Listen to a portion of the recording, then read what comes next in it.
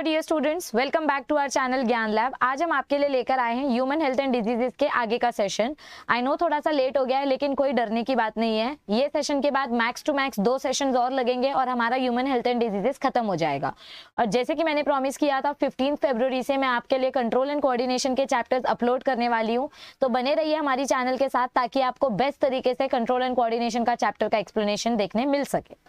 तो I hope आपने इस चैप्टर के प्रीवियस सेशंस देख लिए हैं ऑलरेडी। चलिए स्टार्ट करते हैं आज के सेशन के साथ। तो आज के सेशन में जो हमारा फर्स्ट स्लाइड है, इसमें हमको क्या एक्सप्लेन किया गया है कि एड्स क्या होता है। हमने इसके पहले बहुत सारी डिजीजेस ऑलरेडी कवर कर ली है, malaria, typhoid, dengue, filariasis, amoebiasis, ascariasis, ऐसे बहुत सारे अलग अलग डिजीजेस के बारे में हम ऑलरेडी पढ़ चुके हैं। कैंसर भी टॉपिक हमने लास्ट सेशन में कवर किया था। आई होप आपको वो अच्छे से समझ में आया होगा। अब एड्स, ये बहुत ही कंट्रोवर्शियल टॉपिक है और बहुत सारे बच्चों को इस टॉपिक से रिलेटेड बहुत सारे डाउट्स होते हैं। तो आप बिल्कुल टेंशन मत लो, जितना हो सकेगा मैं आपके सारे डाउट्स क्लियर करने की पूरी कोशिश करूंगी।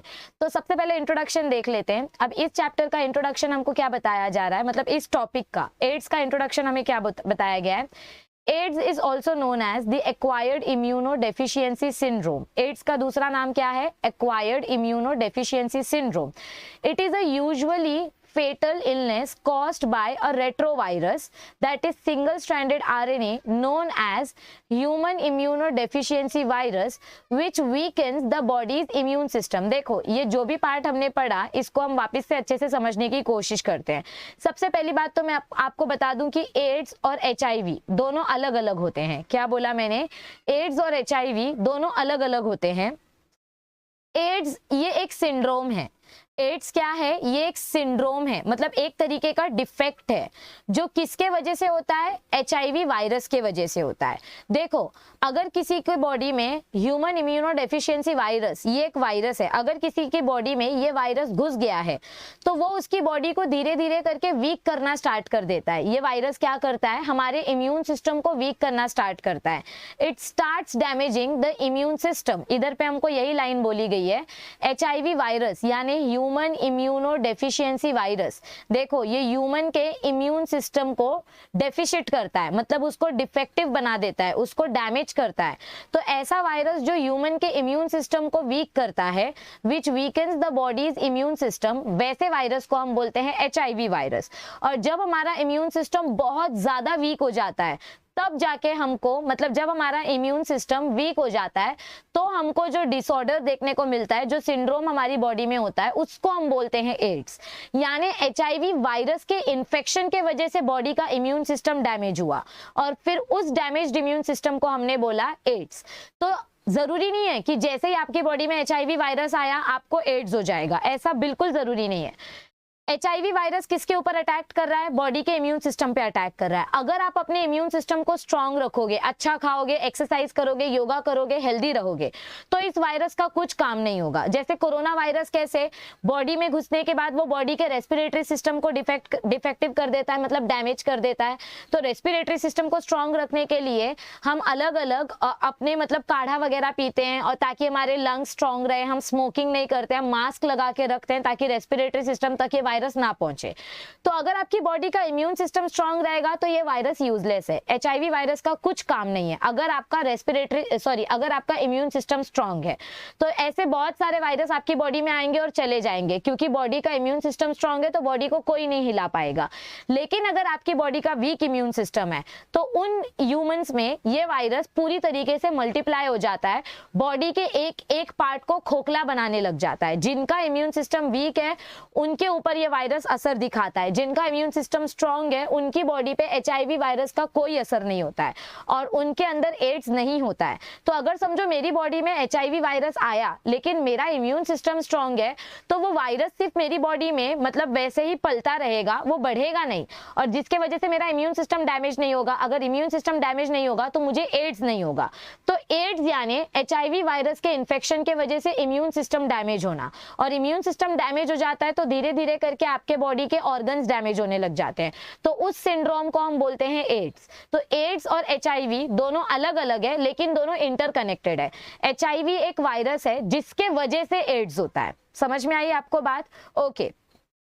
तो तो ये जो वायरस है इसको हम बोलते हैं रेट्रोवायरस। एचआईवी वायरस को हम क्या बोलते हैं? रेट्रोवायरस, क्योंकि ये रिवर्स ट्रांसक्रिप्शन दिखाता है। रिवर्स ट्रांसक्रिप्शन मतलब क्या होता है? हमने मॉलिक्यूलर बेसिस ऑफ इनहेरिटेंस वाले चैप्टर में सेंट्रल डॉगमा पढ़ा था। आपके पास डीएनए है, ये ह्यूमन डीएनए मतलब होस्ट का डीएनए है। ये डीएनए ट्रांसक्रिप्शन करने के लिए एमआरएनए बनाता है। ट्रांसक्रिप्शन करके क्या बनाता है? ये डीएनए एमआरएनए बनाता है। और ये एमआरएनए जब इसमें रिवर्स ट्रांसक्रिप्शन हो जाता है, इस एमआरएनए में अगर रिवर्स ट्रांसक्रिप्शन हो गया तो इसका मतलब यहाँ पर आपके वायरस का डीएनए बनने लगेगा, मतलब कॉम्प्लीमेंट्री डीएनए बनने लगेगा। और इस डीएनए को हम बोलते हैं सी डीएनए, यानी वायरस का डीएनए। और ऐसा कंडीशन हमको कब देखने को मिलता है? जब आपकी बॉडी में रेट्रोवायरस घुस जाते हैं। तो ये रेट्रोवायरस क्या करते हैं? ये रेट्रोवायरस आपके डीएनए के ब्रेक करके अपना डीएनए बनाने लग जाते हैं। हर एक वायरस यही करता है, वो होस्ट के डीएनए का रेप्लिकेशन स्टॉप करके अपना डीएनए रेप्लिकेट करने लगता है।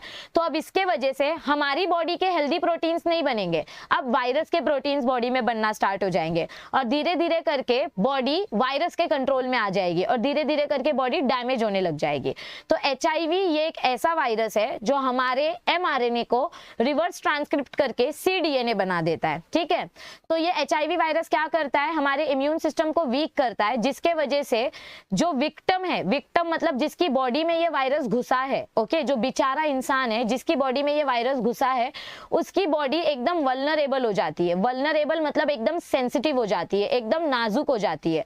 और उसकी वजह से उस ह्यूमंस में, मतलब जिस भी ह्यूमन में ये वायरस घुसेगा, उस ह्यूमन की लाइफ पे खतरा मंडराने लगता है। थ्रेटनिंग अपॉर्चुनिस्टिक इन्फेक्शंस, मतलब जिस ह्यूमन के बॉडी में ये वायरस एक बार घुस गया तो उसकी बॉडी में अब अलग अलग इन्फेक्शंस होने के चांसेस है। मतलब अगर थोड़ी सी भी बीमारी होगी तो वो इंसान बिस्तर पकड़ लेगा। जिनकी बॉडी में एचआईवी वायरस घुसता है उनकी बॉडी का इम्यून सिस्टम डैमेज होने लगता है। तो इम्यून सिस्टम डैमेज होगा तो हल्की सी सर्दी खांसी से भी आपको बड़ी बीमारी हो जाएगी। मतलब वो बोलते हैं ना कि पहले से आपकी बॉडी खोखली है, ऊपर से आपकी बॉडी में एचआईवी वायरस आ गया, तो अब ये एचआईवी वायरस आपके बॉडी के बाकी के ऑर्गन्स को भी डैमेज करने लगेगा। तो अगर आपकी बॉडी का इम्यून सिस्टम हेल्दी है तो कोई वायरस आपका कुछ नहीं बिगाड़ सकता, लेकिन अगर आपकी बॉडी का इम्यून सिस्टम वीक है तो ये वायरस आपको और वीक बनाएगा, जिसके वजह से आपकी बॉडी में अलग अलग बीमारियां जल्दी जल्दी होने के चांसेस है। So threatening opportunistic infections, neurological disorders and unusual malignancies. Malignancies यानी कि अलग अलग जगह पे सेल डिवीजन होने की वजह से कैंसरस सिचुएशन भी देखने को मिल सकती है। जी हाँ, आपने सही सुना, एचआईवी इन्फेक्शन की वजह से अलग अलग बीमारी होती है, कोई भी बीमारी हो सकती है, क्योंकि ये हमारी पूरी बॉडी के इम्यून सिस्टम को डैमेज करता है। साइंटिस्ट अभी तक ये पता नहीं लगा पाए हैं कि एचआईवी एग्जैक्टली कौन से ऑर्गन पे अटैक करता है।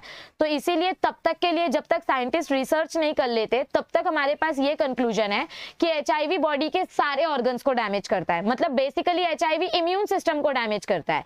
इम्यून सिस्टम डैमेज हो जाएगा तो आपकी बॉडी के सारे ऑर्गन्स खतरे में आ जाएंगे और फिर आपके बॉडी का कोई भी ऑर्गन कभी भी मेल फंक्शनिंग कर सकता है। सो इसीलिए एचआईवी वायरस को हम बोलते हैं ह्यूमन इम्यूनो डेफिशिएंसी वायरस, यानी ये हमारे इम्यून सिस्टम पे अटैक करता है। AIDS can be called a modern pandemic world wide affecting both industrialised and developing countries. देखो, एड्स हर एक कंट्री में फैला हुआ है, इसीलिए इसको पैंडेमिक डिजीज बोलते हैं।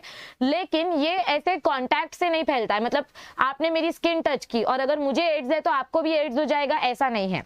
ये स्किन कांटेक्ट से नहीं फैलता है, इसके कांटेक्ट, इसका ट्रांसमिशन का अलग तरीका है, लेकिन ये पूरे वर्ल्ड में फैला हुआ है। हर एक कंट्री में कहीं ना कहीं कोई ना कोई एड्स पेशेंट देखा जाता ही है। ओके, सबसे पहले एड्स के पेशेंट कहां देखने को मिले थे? AIDS was first noticed in USA in 1981. In India, first confirmed case of AIDS was found in April 1986 from Tamil Nadu. तो ये आपको याद रखना है, इंडिया में पहला केस कहाँ देखा गया था? तमिलनाडु में 1986 में। अब बढ़ते हैं आगे की स्लाइड की तरफ। तो यहाँ पर देखो हमको क्या बताया गया है, यहाँ पर हमको एचआईवी वायरस का स्ट्रक्चर बताया गया है। जैसे कि आप ये देख सकते हैं, HIV is 100 to 150 nanometre in diameter. मतलब अगर इस वायरस का डायामीटर हम मेजर करें तो कितना है? 100 to 140 नैनोमीटर। ये वायरस को इलेक्ट्रॉन माइक्रोस्कोप में देखा गया है। किसके अंदर देखा गया है? इलेक्ट्रॉन माइक्रोस्कोप में। ठीक है, ओके। तो हमको इसका डायमीटर कितना बताया गया है? 100 to 140 nanometres. It is spherical, यानी राउंड शेप का होता है ये virus. The virus particle shows centrally located 2 single stranded RNA molecules. देखो, एक एचआईवी वायरस में सेंटर में क्या देखने को मिल रहा है आपको? 2 आरएनए मॉलिक्यूल्स मिल रहे हैं, एक ये और एक ये single stranded RNA molecules, 2 single stranded RNA molecules देखने को मिल रहे हैं। और उन आरएनए मॉलिक्यूल्स के साथ ये जो राउंड राउंड है ये है रिवर्स ट्रांसक्रिप्टेज एंजाइम। ये कौन सी एंजाइम है? रिवर्स ट्रांसक्रिप्टेज एंजाइम, क्योंकि यही एंजाइम हमारे एमआरएनए को cDNA में कन्वर्ट करेगी। ये एंजाइम क्या करेगी? रिवर्स ट्रांसक्रिप्शन करेगी और हमारे एमआरएनए को cDNA में कन्वर्ट कर देगी। मतलब ये आपका ह्यूमन डीएनए था, ठीक है, ये हमारा होस्ट का डीएनए, इससे एमआरएनए बना और ये रिवर्स ट्रांसक्रिप्शन में क्या होता है, आपका ये एमआरएनए वापस cDNA में कन्वर्ट हो जाता है। तो अगर ये एंजाइम प्रेजेंट है तो आपका वायरस हार्मफुल है, अगर ये एंजाइम प्रेजेंट नहीं है तो मतलब इस वायरस का कुछ असर नहीं होगा हमारी बॉडी में, ठीक है। सो HIV वायरस 100 to 140 नैनोमीटर्स का डायमीटर में गोल है, उसके अंदर 2 सिंगल स्ट्रैंडेड आरएनए मॉलिक्यूल्स है और इन आरएनए मॉलिक्यूल्स के साथ रिवर्स ट्रांसक्रिप्टेज एंजाइम प्रेजेंट है जो रिवर्स ट्रांसक्रिप्शन करेंगे। रिवर्स ट्रांसक्रिप्शन यानी कि हमारा जो एमआरएनए बना है हेल्दी प्रोटीन्स बनाने के लिए, ये उसी एमआरएनए के ऊपर अटैक करके अपना डीएनए बनाने लगेंगे, तो जिसके वजह से हमारे बॉडी के हेल्दी प्रोटीन्स अब नहीं बनेंगे, क्योंकि प्रोटीन बनाने के लिए एमआरएनए चाहिए, बट इस वायरस ने हमारे एमआरएनए को ही अपना डीएनए बना लिया, तो अब प्रोटीन बनेगी नहीं। और अगर बॉडी में प्रोटीन नहीं बनेगी तो मतलब एंटीबॉडीज नहीं बनेंगे, because antibodies are proteinic in nature, और अगर एंटीबॉडीज नहीं बनेंगे तो इस वायरस को मारने के लिए हमारे पास कोई ऑप्शन ही नहीं बचेगा, और इसीलिए ये वायरस कंटिन्यू ग्रो होते जाता है, क्योंकि ये वायरस डायरेक्ट अपने एमआरएनए पे अटैक करता है, मतलब हमारे एमआरएनए पे अटैक करता है। Okay, so the virus contains 2 single stranded RNA molecules and reverse transcriptase enzymes. It is covered by 2 layers of proteins. देखो हमको इधर क्या बोला गया है कि हमारा ये जो वायरस है ये 2 प्रोटीन लेयर्स से कवर्ड है। It is covered by 2 layers of proteins. एक GP, ये देखो, एक कैप्सिड प्रोटीन लेयर जो इनर प्रोटीन है और एक मैट्रिक्स प्रोटीन लेयर जो आउटर प्रोटीन लेयर है। मतलब एक ये ब्लू वाली, ये नंबर 1, और एक ये वाली, ये है नंबर 2। तो इस वायरस का जो जेनेटिक मटेरियल है, मतलब अंदर का जो आरएनए है, उसके बाहर एक लेयर है और उसके बाहर और एक लेयर है, मतलब 2 प्रोटीन की लेयर्स है। The outer layer is of matrix protein. ये आउटर लेयर क्या है? मैट्रिक्स प्रोटीन है, प्रोटीन P17 यानी कि protein number 17, while the inner layer is capsid protein, यानी आरएनए के बाहर का जो लेयर है उसको बोलते हैं कैप्सिड प्रोटीन P24। आपको ये P17 और P24 के ऊपर फोकस करने की जरूरत नहीं है, आपको सिर्फ इतना याद रखना है कि HIV वायरस का डायमीटर 100 to 140 नैनोमीटर्स है, उसके अंदर 2 सिंगल स्ट्रैंडेड आरएनए मॉलिक्यूल्स है, 2 सिंगल स्ट्रैंडेड आरएनए मॉलिक्यूल्स के बीच बीच में रिवर्स ट्रांसक्रिप्टेज एंजाइम्स हैं जो रिवर्स ट्रांसक्रिप्शन में हेल्प करते हैं। और ये पूरा का पूरा जेनेटिक मटेरियल के बाहर 2 प्रोटीन लेयर देखी जाती है। एक प्रोटीन लेयर को बोलते हैं मैट्रिक्स प्रोटीन और उसके बाहर जो दूसरी प्रोटीन लेयर है उसको बोलते हैं, जेनेटिक मटेरियल के बाहर जो प्रोटीन लेयर है उसको बोलते हैं कैप्सिड प्रोटीन, और उसके बाहर जो लेयर प्रेजेंट है उसको बोलते हैं मैट्रिक्स प्रोटीन। ठीक है, मैट्रिक्स प्रोटीन P17 से बनी है और कैप्सिड प्रोटीन P24 से। इतना आपको समझ में आया है? पक्का? आगे बढ़े। ओके, तो अब आगे बढ़ते हैं। तो आगे हमें क्या बताया गया है? Over the matrix protein layers. देखो हमने क्या बोला कि हमारा जो जेनेटिक मटेरियल है HIV वायरस का, उसके बाहर 2 प्रोटीन लेयर्स है। पहली लेयर है कैप्सिड प्रोटीन और दूसरी लेयर है मैट्रिक्स प्रोटीन। ठीक है, इन प्रोटीन लेयर्स के बाहर और एडिशनल लेयर देखने को मिलती हैं। So over the matrix protein layers there is an additional layer of lipids. मतलब इन प्रोटीन लेयर्स के बाहर आपको 2 और लिपिड की लेयर्स देखने को मिलेंगी, and these lipid layers are impregnated with, impregnated मतलब कि कंबाइंड विथ, मतलब ये जो लिपिड की मेम्ब्रेन है, इन लिपिड्स मेम्ब्रेन के बीच बीच में आपको ग्लाइकोप्रोटीन मॉलिक्यूल्स देखने को मिलेंगे, तो इसको बोलते हैं कंबाइंड विथ। इम्प्रेग्नेटेड होना मतलब कंबाइंड होना। तो देखो आरएनए वायरस, आरएनए था, आरएनए के बाहर कैप्सिड प्रोटीन थी, कैप्सिड प्रोटीन के बाहर मैट्रिक्स प्रोटीन थी। अब इन मैट्रिक्स प्रोटीन के बाहर और 2 लिपिड लेयर्स हैं और उन लिपिड लेयर्स के बीच बीच में ग्लाइकोप्रोटीन मॉलिक्यूल्स प्रेजेंट है। तो जो सबसे बाहर का लिपिड मेम्ब्रेन है उसमें GP120, और जो थोड़ा अंदर वाला लिपिड का लेयर है उसके अंदर कौन से प्रोटीन मेम्ब्रेन्स है? GP41। ठीक है, so these are glycoproteins. The virus replicates in actively dividing T4 lymphocytes। और ये वायरस कहां पर अटैक करता है हमारी बॉडी में? हमको इसका एग्जैक्ट अटैकिंग साइट नहीं बताया गया है, लेकिन ये वायरस बॉडी के कौन से सेल्स को पहले डैमेज करता है? देखो हमने क्या बोला, HIV virus attacks on immune system. HIV virus किस पे अटैक कर रहा है? इम्यून सिस्टम पे अटैक कर रहा है। और हमारे बॉडी के इम्यून सेल्स कौन कौन से हैं, B cells and T cells. हमारी बॉडी के इम्यून सेल्स कौन से हैं, बी सेल्स और टी सेल्स। लेकिन हमने क्या पढ़ा था कि बी सेल को एक्टिवेट करने के लिए किसकी जरूरत पड़ती है, टी सेल की जरूरत पड़ती है। और ये जो वायरस है ये डायरेक्ट अटैक करते हैं टी सेल के ऊपर। अगर आपके टी सेल्स पे ही अटैक हो जाएगा तो बी सेल्स एक्टिवेट नहीं हो पाएंगे, और बी सेल एक्टिवेट नहीं हो गए तो बॉडी में एंटीबॉडीज नहीं बनेगी। सो the virus replicates in actively dividing T4 lymphocytes, मतलब जो यंग लिम्फोसाइट्स होते हैं उनके ऊपर ये वायरस जाके अटैक करते हैं और अपना रेप्लिकेशन स्टार्ट कर देते हैं। मतलब ये हमारी बॉडी के सेल्स का रेप्लिकेशन रोक देते हैं और ये खुद का रेप्लिकेशन स्टार्ट कर देते हैं। मतलब ये तो वही बात हो गई कि समझो पानी भरने के लिए आपने लाइन लगाई है और कोई इंसान, मतलब आपका नंबर आया और आपको साइड में करके दूसरा इंसान पानी भरने लगा, या टिकट काउंटर पे जब आप खड़े रहते हो तो आपका नंबर आने ही वाला है और कोई बीच में घुस जाता है, तो ये HIV वायरस अपने टी लिम्फोसाइट्स को स्टॉप करके वो खुद का रेप्लिकेशन स्टार्ट कर देता है। तो अब उसको पहले टिकट मिल जाएगी और वो चला जाएगा। मतलब ये वायरस का मल्टीप्लिकेशन होते जाएगा और बॉडी में वीकनेस होती जाएगी। Okay, so the virus replicates actively in dividing T4 lymphocytes and it can remain in a latent stage in the lymphoid cells।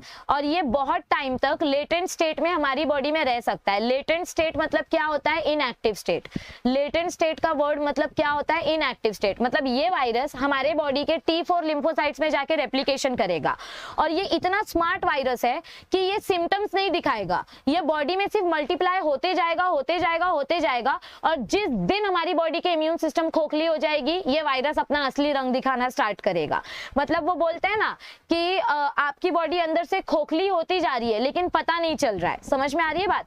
तो ये वायरस बहुत टाइम तक अपनी बॉडी में इनएक्टिव स्टेट में रहता है और जब पूरी तरीके से बॉडी डैमेज हो जाती है, जब आप पूरी तरीके से बीमार हो जाते हो, तब पता चलता है कि आपको तो एड्स हुआ है, मतलब ह्यूमन को एड्स हुआ है।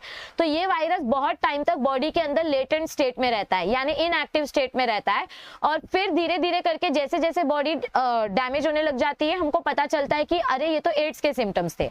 सो the virus has unique ability to destroy human T4 lymphocytes. अगर हमको ये पता चल जाए कि ये वायरस हमारे T4 लिम्फोसाइट्स को कैसे डिस्ट्रॉय करता है तो हम इस वायरस को डिस्ट्रॉय करने की दवा ढूंढ पाएंगे और इंसान को HIV से बचा पाएंगे।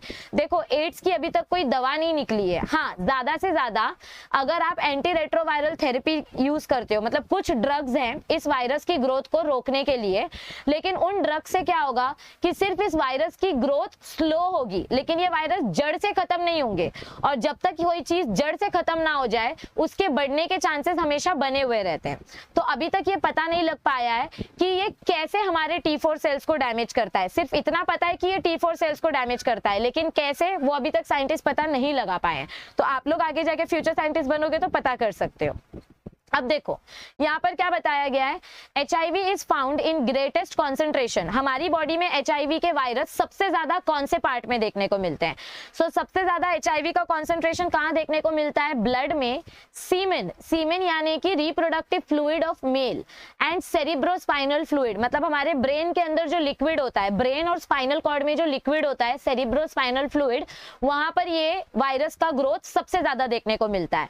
और थोड़ा बहुत ये हमको टीयर्स में देखने को मिलता है, मिल्क में देखने को मिलता है, मतलब मदर्स का जो मिल्क होता है उसमें थोड़े बहुत ये वायरस देखने को मिलते हैं। यूरिन सैंपल में ये वायरस का थोड़ा बहुत ट्रेसेस होता है।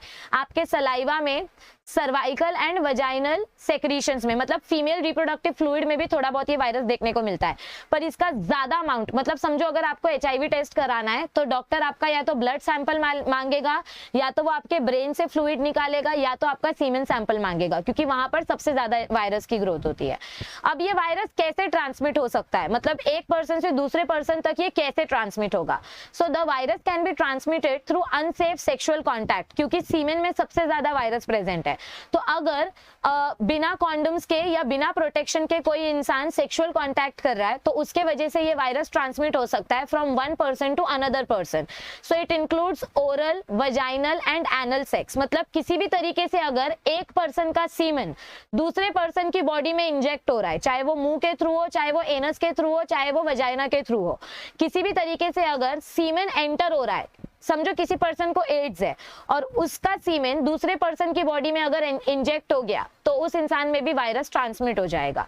फिर दूसरा तरीका कौन सा है, ब्लड का। सो वाया ब्लड ट्रांसफ्यूजन ऑल्सो और वाया नीडल शेयरिंग। समझो अगर एड्स पेशेंट के बॉडी में जो सुई घुसाई गई थी वही सुई अगर किसी हेल्दी पेशेंट के बॉडी में घुसाई जाएगी तो ब्लड के ट्रेसेस उस इंसान में घुस जाएंगे, एड्स पेशेंट का ब्लड दूसरे बॉडी के ब्लड में चला जाएगा, तो उसके वजह से भी ये वायरस ट्रांसमिट हो सकता है। और बहुत सारी बार अभी भी ऐसा होता है कि ब्लड ट्रांसफ्यूजन करने के टाइम पे समझो किसी पेशेंट को अर्जेंट ब्लड की जरूरत है, तो ब्लड टेस्ट अगर ब्लड ग्रुप मैच हो गया तो हम फटाक से ब्लड ट्रांसफर कर देते हैं, लेकिन ब्लड ट्रांसफर करने से पहले HIV टेस्ट जरूर करना चाहिए, क्योंकि जरूरी नहीं है ब्लड ग्रुप मैच हो गया तो वो ब्लड हेल्दी होगा। अगर आपका ब्लड ग्रुप मैच हो गया लेकिन सामने वाले इंसान को अगर एड्स है तो वो ब्लड लेकर आप वैसे भी मरने वाले हो। तो ब्लड ट्रांसफ्यूजन से भी एड्स ट्रांसफर होता है, मतलब HIV वायरस ट्रांसमिट होता है, एड्स नहीं है वायरस, क्योंकि वायरस के वजह से एड्स होता है, ठीक है। Then third transmission mode is from mother to child. Pregnant mother अगर रहेगी तो मदर का जो प्लेसेंटा है, प्लेसेंटा से ब्लड ट्रांसमिट हो रहा है बच्चे के अंदर, फीटस तक मदर का ब्लड पहुंच रहा है, तो मदर का ब्लड डायरेक्ट फीटस की बॉडी में एंटर कर रहा है, इसीलिए बोलते हैं कि मदर से चाइल्ड में भी ये वायरस पहुंच सकता है। So that is transplacental. A pregnant woman can transmit the virus to her foetus through their shared blood circulation और a nursing mother can transmit it to her baby from her breast milk. मतलब या तो pregnancy के time पे ये virus transmit हो सकता है, या कभी कभी समझो किसी औरत को बच्चा हुआ है लेकिन उसके ब्रेस्ट से मिल्क नहीं निकल रहा है, तो उसको कोई और अपना दूध पिला रहा है, लेकिन जो इंसान अपना दूध पिला रहा है उस बच्चे को, अगर उस इंसान को HIV इन्फेक्शन है तो भी बच्चे के अंदर HIV वायरस ट्रांसमिट हो सकता है। क्योंकि हमने अभी क्या पढ़ा कि ये देखो यहाँ पर हमने क्या पढ़ा कि HIV वायरस मिल्क में भी प्रेजेंट होता है मदर के, और सीमेन में भी प्रेजेंट होता है और ब्लड में भी प्रेजेंट होता है। तो अगर ब्लड के थ्रू HIV वायरस नहीं गया तो मिल्क के थ्रू चला जाएगा, और इसीलिए फीमेल औरतों को पहले ही HIV टेस्ट करने के लिए बोला जाता है ताकि उनको एंटी रेट्रोवायरल थेरेपी दी जाए। एंटी रेट्रोवायरल थेरेपी से क्या होगा कि उनके बॉडी के जो वायरस है वो बच्चे के ब्लड में मिक्स नहीं होंगे। मतलब कुछ इस तरीके से ये थेरेपी यूज होती है, कुछ इस तरीके से ये ड्रग्स काम करते हैं कि जिसकी मदद से मदर के बॉडी का HIV इन्फेक्शन बच्चे के बॉडी में एंटर ना करे, तो बच्चा कम से कम प्रोटेक्टेड रहेगा। समझ में आई बात? तो पहला ट्रांसमिशन मोड कौन सा है? वाया अनसेफ सेक्सुअल कॉन्टैक्ट, मतलब सीमेन ट्रांसमिट हो जाता है उसके वजह से। सेकेंड तरीका है ब्लड के ट्रांसमिशन के वजह से। थर्ड तरीका है from mother to child via placenta और वाया ब्रेस्ट मिल्क। फिर थर्ड तरीका कौन सा है? Other methods of spreading the virus are rare and include accidental needle injury। कभी कभी जानबूझकर नहीं, लेकिन गलती से अगर किसी एड्स पेशेंट का मतलब HIV पेशेंट का नीडल किसी हेल्दी पेशेंट में इंजेक्ट कर दिया तो एक्सीडेंटली भी उसकी बॉडी में HIV इन्फेक्शन हो सकता है। Artificial insemination with infected donated semen. समझो अगर कोई पेरेंट्स मतलब कोई मेल उसका स्पर्म स्टेराइल है, मतलब वो अपनी वाइफ को या किसी वुमेन को प्रेग्नेंट नहीं कर पा रहा है, तो अगर कोई वुमेन अपनी बॉडी में आर्टिफिशियल स्पर्म इंजेक्ट करवाती है, क्या बोला मैंने? अगर कोई वुमेन अपनी बॉडी में आर्टिफिशियल स्पर्म इंजेक्ट करवाना चाहती है तो आर्टिफिशियल सीमेन अगर किसी HIV पेशेंट का हुआ तो ये सीमेन जिस वुमेन में जाएगा उस वुमेन में भी HIV इन्फेक्शन हो जाएगा। आर्टिफिशियल इंसेमिनेशन के बारे में हमने सेकेंड चैप्टर में डिटेल में डिस्कस किया है। आपने अगर अब तक रिप्रोडक्शन इन एनिमल्स का चैप्टर नहीं देखा है तो प्लेलिस्ट में जाइए, वहां पर मैंने डिटेल में इसके बारे में बताया है। किसी भी इन्फेक्टेड पर्सन का सीमेन अगर आपकी बॉडी में डाला जाएगा तो आपकी बॉडी में भी HIV इन्फेक्शन स्प्रेड हो सकता है। और अगर समझो आपका लंग ट्रांसप्लांटेशन हो रहा है या किडनी ट्रांसप्लांटेशन हो रहा है और जिस पर्सन का ऑर्गन आप अपनी बॉडी में ट्रांसप्लांट करवा रहे हो अगर वो पर्सन HIV इन्फेक्टेड है तो उसका इन्फेक्शन आपकी बॉडी में हो जाएगा।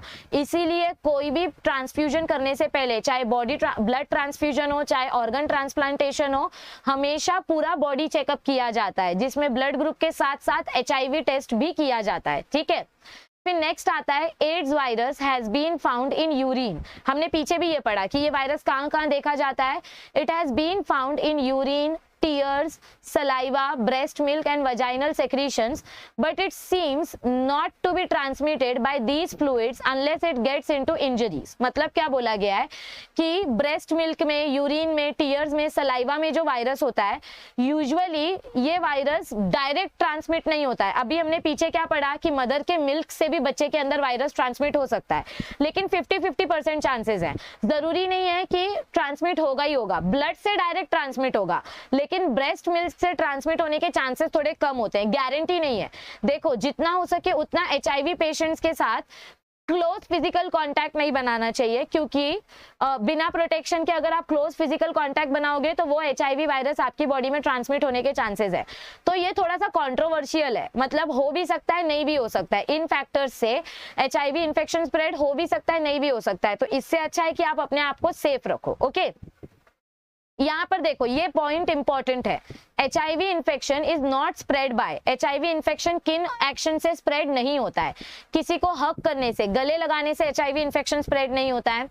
इंसेक्ट बाइट, अब तक तो साइंटिस्ट ने यही पता लगाया है कि अगर HIV पेशेंट को कोई मच्छर काट रहा है और वही मच्छर किसी हेल्दी पर्सन को अगर काटेगा तो वो जो इन्फेक्शन है वो हेल्दी पर्सन तक नहीं पहुंचेगा, क्योंकि ऐसा बोला गया है कि मच्छर के अंदर कोई ऐसे एसिड प्रोड्यूस होते हैं जो HIV इन्फेक्शन के वायरस को किल कर देते हैं या उनको टोटली डीएक्टिवेट कर देते हैं। तो बहुत सारे साइंटिस्ट ने सोचा कि अगर हम मस्कीटो के अंदर के इस एसिड का पता लगाएं कि कौन से एसिड से ये HIV वायरस मर रहा है तो हम HIV को मारने वाली एंटीबॉडीज बना पाएंगे। लेकिन यही तो बात है, अब तक वही पता नहीं लगा पाए हैं कि एग्जैक्टली कौन से मस्कीटो के वजह से या किस एसिड के वजह से ये HIV वायरस मरता है। तो अभी तक टेम्पररी सोल्यूशन यही है कि अगर HIV पेशेंट को किसी मच्छर ने काटा और वही मच्छर अगर किसी हेल्दी पेशेंट को काटेगा तो उसकी बॉडी में HIV इन्फेक्शन स्प्रेड नहीं होगा। हग करने से HIV इन्फेक्शन स्प्रेड नहीं होता है, सेम मस्कीटो बाइट से नहीं होता है। पार्टिसिपेशन इन स्पोर्ट्स, अगर आप किसी HIV पर्सन के साथ स्पोर्ट्स में पार्टिसिपेट कर रहे हो तो आपको HIV इन्फेक्शन स्प्रेड नहीं होगा। उन्होंने अगर इस पेन को हाथ लगाया, समझो किसी HIV पर्सन ने इस पेन को हाथ लगाया तो मैं इस पेन को हाथ नहीं लगाऊंगी क्योंकि मुझे भी HIV हो जाएगा, ऐसा नहीं है। HIV वायरस स्किन कॉन्टैक्ट से नहीं फैलता है, so it is not transmitted by participation in sports. Items, same items touch करने से भी नहीं होता है, ओके, हैंडशेक करने से नहीं होता है, कपड़े शेयर करने से नहीं होता है, सेम स्विमिंग पूल में स्विम करने से नहीं होता है, लेकिन ब्लड ट्रांसफ्यूजन से होता है, सीमेंट ट्रांसफ्यूजन से होता है।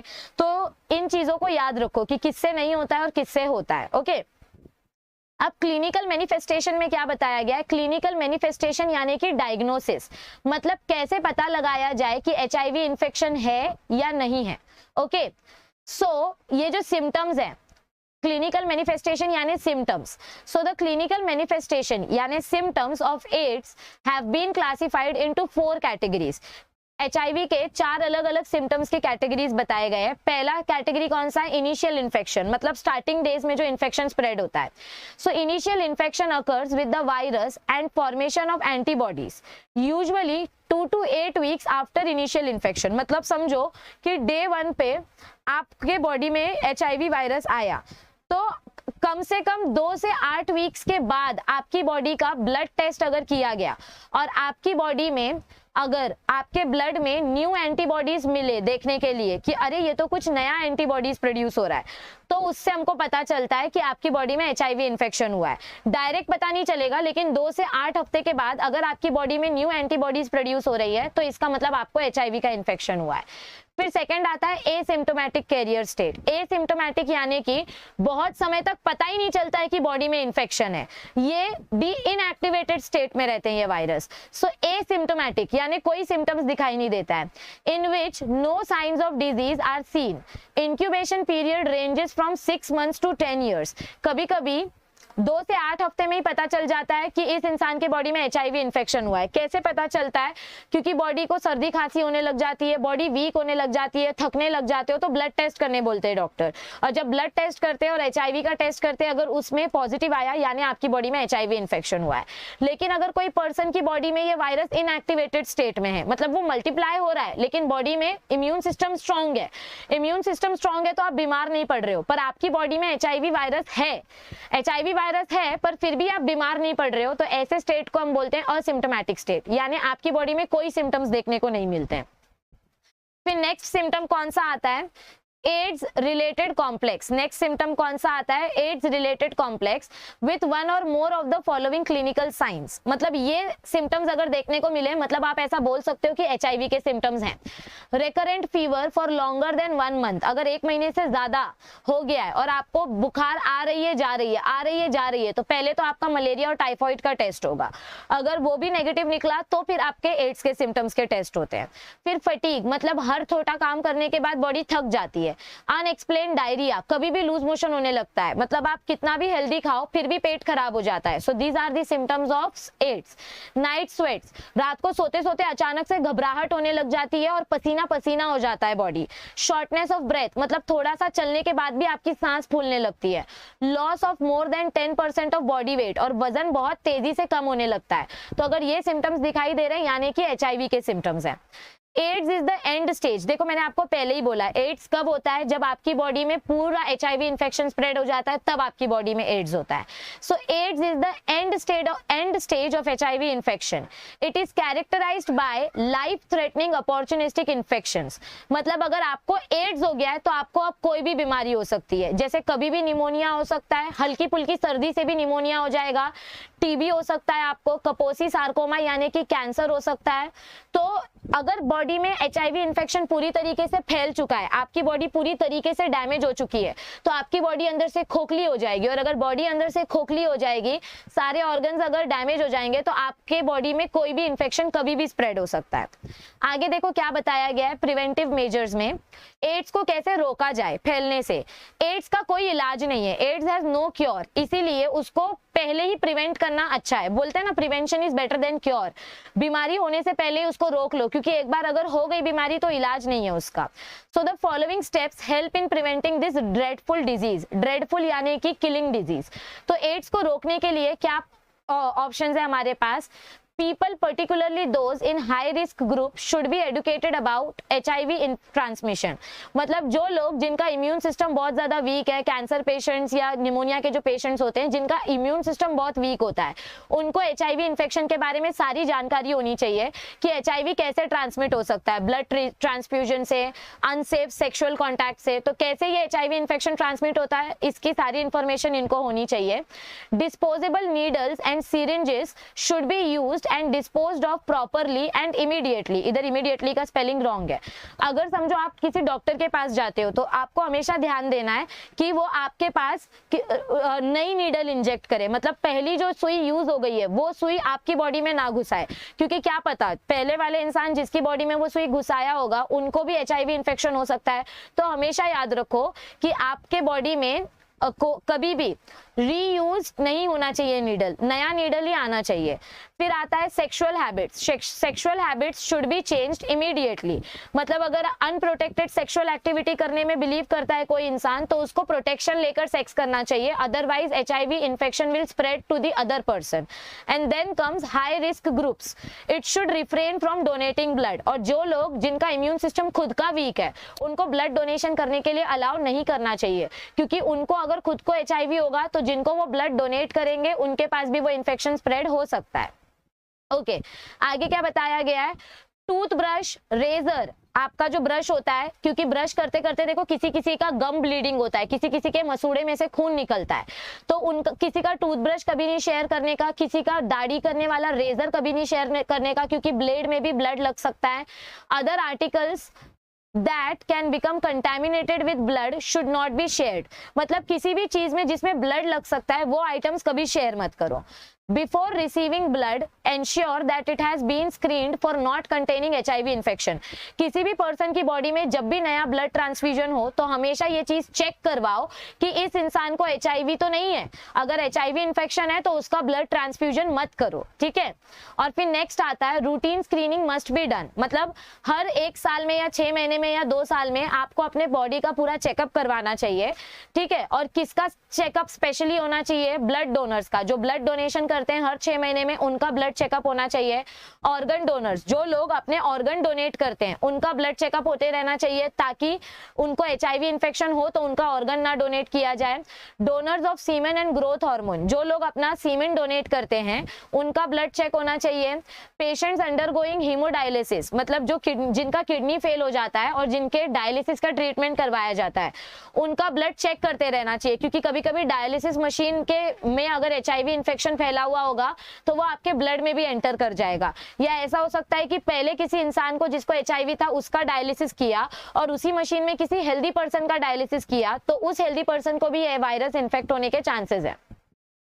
and females in high risk group who are pregnant or contemplating pregnancy। और जिन फीमेल्स को HIV इन्फेक्शन होता है उनका भी चेकअप कंटिन्यू होना चाहिए ताकि उनके बच्चे को HIV इन्फेक्शन ना हो, या जिस औरत को पहले से HIV इन्फेक्शन है उनको प्रेगनेंसी अवॉइड करनी चाहिए, क्योंकि देयर आर हाई चांसेस कि बच्चे को भी HIV इन्फेक्शन होगा ही होगा और उससे फिर बच्चा बहुत ही ज्यादा इम्यूनोलॉजिकली वीक होगा, जिससे उसकी लाइफ टाइम बहुत कम होगी। ओके, अब आता है आपका लेबोरेटरी डायग्नोसिस। लेबोरेटरी डायग्नोसिस यानी कि इसको आप टेस्ट कैसे करते हो, कैसे पता चलता है कि HIV इन्फेक्शन है कि नहीं है। तो HIV इन्फेक्शन करने के लिए दो टेस्ट होते हैं। At first a test is used to detect the HIV antibodies, मतलब अगर आपकी बॉडी में HIV की एंटीबॉडीज बन रही हैं, जब आप ब्लड टेस्ट करोगे तो ब्लड में अगर आपको नई तरीके की एंटीबॉडीज देखने मिल रही है, मतलब आपकी बॉडी में HIV इन्फेक्शन है। तो ये फर्स्ट टेस्ट होता है। और सेकेंड टेस्ट कौन सा होता है? कंफर्मेटरी टेस्ट, जिसमें गलती की कोई भी गुंजाइश नहीं होती है। So a second confirmatory test is used to remove, weed out करना मतलब रिमूव करना, to remove any false positive result. कभी कभी मुझे HIV नहीं है फिर भी मेरे ब्लड में पॉजिटिव रिपोर्ट आ गया है, तो सेकंड टेस्ट किया जाता है। कभी भी एक ही बार के टेस्ट में ट्रस्ट मत करो, 2 से 3 बार टेस्ट करवाए जाते हैं। अगर आपकी रिपोर्ट पॉजिटिव आ रही है तो 2 से 3 बार टेस्ट कराओ, क्योंकि कभी कभी फर्स्ट रिपोर्ट गलत आ जाती है, फॉल्स पॉजिटिव रिपोर्ट आ जाती है। सो जो फर्स्ट टेस्ट होता है वो होता है एलाइजा टेस्ट। एलाइजा यानी कि enzyme linked immunosorbent assay. 3 type का एलाइजा होता है, direct ELISA, indirect ELISA and sandwich ELISA. इसके बारे में आप ग्रेजुएशन में डिटेल में पढ़ेंगे। अभी सिर्फ इतना याद रखो कि अगर आपके ब्लड में HIV की एंटीबॉडी है तो हम अपने ब्लड में ऐसा एंजाइम डालते हैं जो उस एंटीबॉडी का कलर चेंज कर देगी। और अगर आपके बॉडी के एंटीबॉडी का कलर चेंज हुआ मतलब आपके ब्लड में HIV की एंटीबॉडी है। और HIV की एंटीबॉडी कब बनेगी? जब HIV वायरस रहेगा, क्योंकि जब एंटीजन आता है बॉडी में तभी एंटीबॉडी बनती है। तो अगर एंटीबॉडी बन रही है बॉडी में मतलब एंटीजन है, मतलब HIV वायरस है। तो पहला टेस्ट होता है एलाइजा। कभी कभी एलाइजा गलत रिपोर्ट दे देता है, तो सेकंड कंफर्मेटरी टेस्ट होता है वेस्टर्न ब्लॉट। इसके बारे में आप डिटेल में ग्रेजुएशन में पढ़ेंगे। It is a highly specific test. आपको इस पैराग्राफ में से सिर्फ नाम याद रखना है। HIV टेस्ट करने के लिए 2 टेस्ट होते हैं, ELISA test and western blotting test. It is based on detecting specific antibody to viral core protein and envelope glycoprotein. मतलब वेस्टर्न ब्लॉट की मदद से हम ऐसा प्रोटीन चेक करते हैं जो सिर्फ और सिर्फ HIV वायरस के वजह से ही बन सकती है। मतलब अगर आपकी बॉडी में HIV वायरस गया है तो आपकी बॉडी के जो थोड़े बहुत B सेल्स होंगे, क्योंकि देखो HIV virus direct T4 lymphocytes के ऊपर अटैक करता है, मतलब T लिम्फोसाइट्स को डैमेज कर देता है। तो T लिम्फोसाइट्स का टोटली फॉर्मेशन स्टॉप हो जाता है, लेकिन जो बचे कुछ B सेल्स होते हैं, अगर उन B सेल्स की मदद से थोड़ी बहुत एंटीबॉडीज बन रही हैं तो उन एंटीबॉडीज को हम चेक करते हैं। अगर B सेल्स से एंटीबॉडीज बनी है मतलब बॉडी में HIV इन्फेक्शन है। अगर एंटीबॉडीज नहीं बनी है मतलब एंटी रेट्रोवायरल एंटीबॉडीज नहीं बनी है मतलब HIV नहीं है।